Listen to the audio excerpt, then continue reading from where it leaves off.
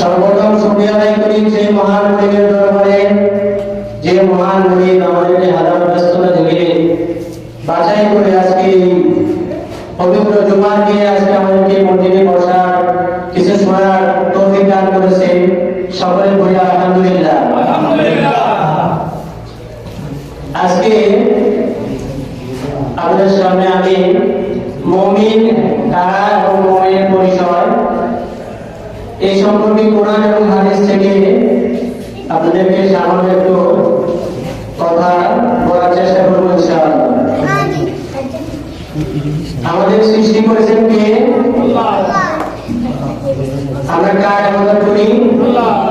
আল্লাহর ইবাদত করি। যে ইবাদত একমাত্র আল্লাহ করার যোগ্য, যে সেটার মালিক আমার আল্লাহ, অর্থাৎ আমরা একমাত্র আল্লাহর ইবাদত করি, আমরা আল্লাহর কাছে মাথা নত করি। আমাদের জীবন বিধান কোরআন, আমাদের নেতা হচ্ছে আমাদের রাসূল সাল্লাল্লাহু আলাইহি ওয়াসাল্লাম, ঠিক কি না? আমার রব কি? আমার রব সম্পর্কে একটু বলি। আল্লাহ তাআলা হাদিসে কুদসিতে বলতেছে যে আমার বান্দা আমাকে যেমন ভাবে আমি তেমন। আমরা মাঝে মাঝে কোন ব্যক্তির সম্পর্কে যখন চিন্তা করি, না ওটা খুব ভালো, তার কাছে গেলে হাওয়া পাওয়া যাবে, সেই কখনো মিথ্যা বলতে পারে না। আমরা এরকম কারোর প্রতি বিশ্বাস আছে না? আমার মানুষের প্রতি আছে। তাহলে আমার আল্লাহ আমার সৃষ্টিকারী হয়, আমার আল্লাহ সৃষ্টিকারীর প্রতি আমার অগাধ বিশ্বাস থাকতে হবে। তাহলে আল্লাহ তাআলা হাদিসে কুদসিতে বলতেছে যে আমার আল্লাহ আমার বান্দা আমাকে যেমন ভাবে আমি তেমন। সে যখন আমাকে স্মরণ করে তখন আমি তার সাথে থাকি, সে যখন আমাকে স্মরণ করে আমিও তাকে স্মরণ করি। সে যখন আমার দিকে, সে যখন কোন সবাই আমার নাম আমাকে স্মরণ করে, আমার নাম নেয়, আমি তার চেয়ে আরো ভালো সবাই তার নাম আমি উপস্থাপন করি, স্মরণ করি। বান্দা যখন আমার দিকে এক বিগত আগে আসে, আল্লাহ তাআলা ওই বান্দার দিকে এক হাত আগে আসে। বান্দা যখন কোন আল্লাহর দিকে এক হাত যায়, বান্দা আল্লাহ তাআলা দুই হাত এগিয়ে আসে। বান্দা যখন আল্লাহর দিকে হেঁটে যায়, আল্লাহ দৌড়িয়ে আসে। সুবহানাল্লাহ। তাই দেখেন আমার আল্লাহ কেমন, আর আমরা কার পিছনে দৌড়াচ্ছি। আপনি যখন আল্লাহর দিকে হাঁটেন, আল্লাহ আপনার কাছে আসতে চায়, দৌড়ে আসতে চায়। আপনি যখন আল্লাহর দিকে এক বিগত এগিয়ে যান, আল্লাহ এক হাতে এগিয়ে আসে। তাই এখন আমরা চিন্তা করি আমরা কার পিছনে ঘুরতেছি, আমরা কার সাথে সংস্পর্শে আমরা মিশতেছি। সে আমার রব। আজকে এই আমাদের ইংরেজি 24 সাল শেষ পর্যায়ে, সুতরাং আমাদের মুসলমানদের মধ্যে আমাদের এমন কৃষ্টি কালচার রয়েছে, আমরা বিতর্কিত কৃষ্টি কালচার ফলো করি। এজন্যই সর্বশেষ এই বছরের 31st নাইট যাতে আমরা আমাদের মুসলমান ছেলেমেয়েরা এটি উদযাপন না করতে পারে, সকলের প্রতি আমি উদাত্ত আহ্বান রাখছি। আজকে জামালিউস খানের শেষ খুতবা, এই খুতবার আলোচ্য বিষয় আসলে আমি আজকে আলোচনা দিয়ে যাব না। আমি ইমানদার কারা এবং তাদের গুণাবলী কি সে সম্পর্কে দু চারটি কথা বলবো ইনশাআল্লাহ। প্রথমত, যারা ইমানদার তারা কার প্রতি তাওয়াক্কুল করে? আল্লাহর প্রতি। কার প্রতি তাওয়াক্কুল করে? আল্লাহর প্রতি তাওয়াক্কুল করে। আমরা যারা মুসলিম আছি, আমরা সব সময় বিপদে আপদে আমরা কার প্রতি তাওয়াক্কুল করি? আল্লাহর প্রতি।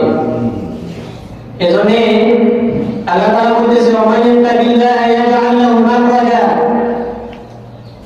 যখন কোন বান্দা আল্লাহকে ভয় করে, যখন কোন বান্দা আল্লাহকে ভয় করে, যখন ওই বান্দা কোন বিপদে পড়ে, আল্লাহ বিপদ থেকে উদ্ধারের পথ, উদ্ধারের রাস্তা, আল্লাহ উত্তরণের পথ বের করে দেয়। সুবহানাল্লাহ। এরপর আল্লাহ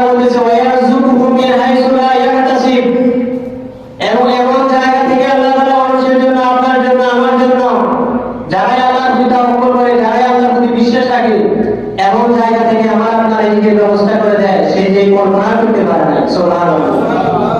আমাদের মাঝে মাঝে এমন হয় না যে আপনি চিন্তা করতে পারেন নাই, আল্লাহ আপনাকে একটা দিকের ব্যবস্থা করে দিয়েছে।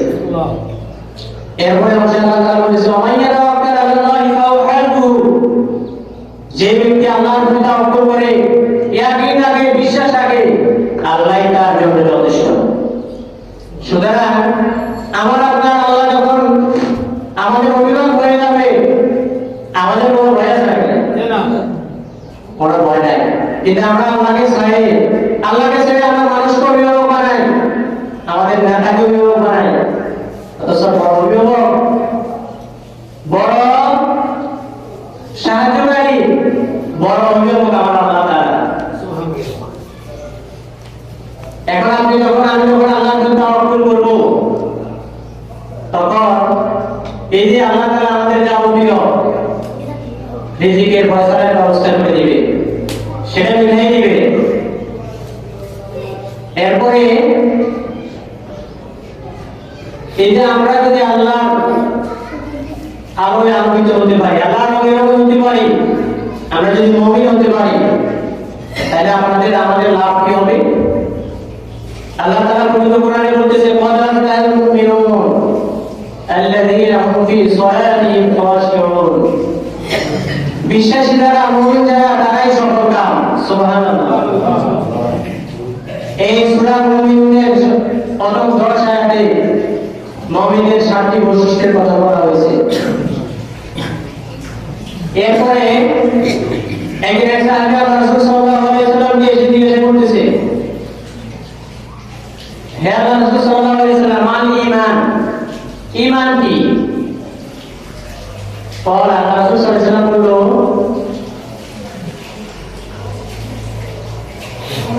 ইযা সাররাকা হাসানাতুকা ওয়া সাআকা সাইয়্যাতুকা, যখন ভালো কাজ তোমাকে আনন্দ দিবে, খারাপ কাজ তোমাকে পীড়া দিবে, কষ্ট দিবে, তখন বুঝবে তুমি আনতা মুমিন, তুমি মুমিন। সুবহানাল্লাহ। তাই আল্লাহ রাসূল সাল্লাল্লাহু আলাইহি ওয়াসাল্লাম বলেছে ইযা সাররাকা হাসানাতুকা, যখন ভালো কাজ তোমাকে আনন্দ দিবে, অসায়াকা সাইয়্যাতুকা, এবং খারাপ কাজ তোমাকে পীড়া দিবে, কষ্ট দিবে, তখন বুঝবে আনতা মুমিন, তুমি মুমিন। সুবহানাল্লাহ। সুতরাং এখন আমরা ভালো কাজ করে আনন্দ পাই, পাশাপাশি খারাপ কাজ করেও কিন্তু আনন্দ পাই, তাই না? যারা এই যে কিছুদিন আগেও এই যে ট্যাক্সে লাগাইয়ে মানুষের গুমারা করছে, এরা কিন্তু আনন্দ পাইছে, বুঝছে না? পাইছে। সুতরাং এই আনন্দ ওই আনন্দ নয়। ভালো কাজের আনন্দ, কোরআন পড়ে আনন্দ পাওয়া যায়, কথা শুনে আনন্দ পাওয়া যায়, মানুষের উপকার করে আনন্দ পাওয়া যায়, নামাজ পড়ে আনন্দ পাওয়া যায়, রোজা রেখে আনন্দ পাওয়া যায়। সুতরাং যত ভালো কাজ আছে, যখন আপনি করবেন, যখন আনন্দ আসবে, বুঝবেন যে এটা একটা ভালো দিক। পাশাপাশি খারাপ কাজ করার পরে আপনি যখন মনের মধ্যে একটু কষ্ট নেবেন, কষ্ট পাবেন, বুঝবেন যে আপনার, তাহলে আপনি মুমিন, আনতা মুমিন, আপনি মুমিন। এখন আপনি মুমিন হলে কি হবে? আল্লাহ তাআলা অন্য আয়াতে বলতেছে ওয়াকানা হাক্কান আলাইনা নাসরুল মুমিনিন, মুমিনদেরকে সাহায্য করা আমার দায়িত্ব। সুবহানাল্লাহ।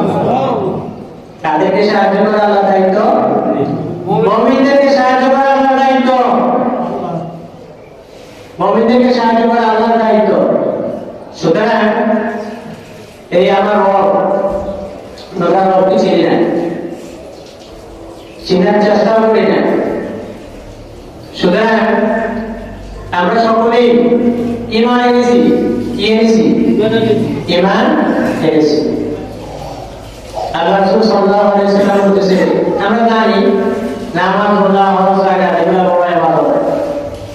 এছাড়া আল্লাহ রাসূল সাল্লাল্লাহু আলাইহি ওয়াসাল্লাম বলেছে আল ঈমানু বিদু ওয়াসাবুনা শুবাতান, ঈমানের 70টিরও বেশি শাখা প্রশাখা রয়েছে। কয়টা বেশি? 70টারও বেশি শাখা প্রশাখা আছে। এর মধ্যে বাপ দরুহা কওলু লা ইলাহা ইল্লাল্লাহ, সর্বোত্তম হচ্ছে আপনি লা ইলাহা ইল্লাল্লাহ, আল্লাহ এক, আল্লাহ ছাড়া কোনো ইলাহ নাই,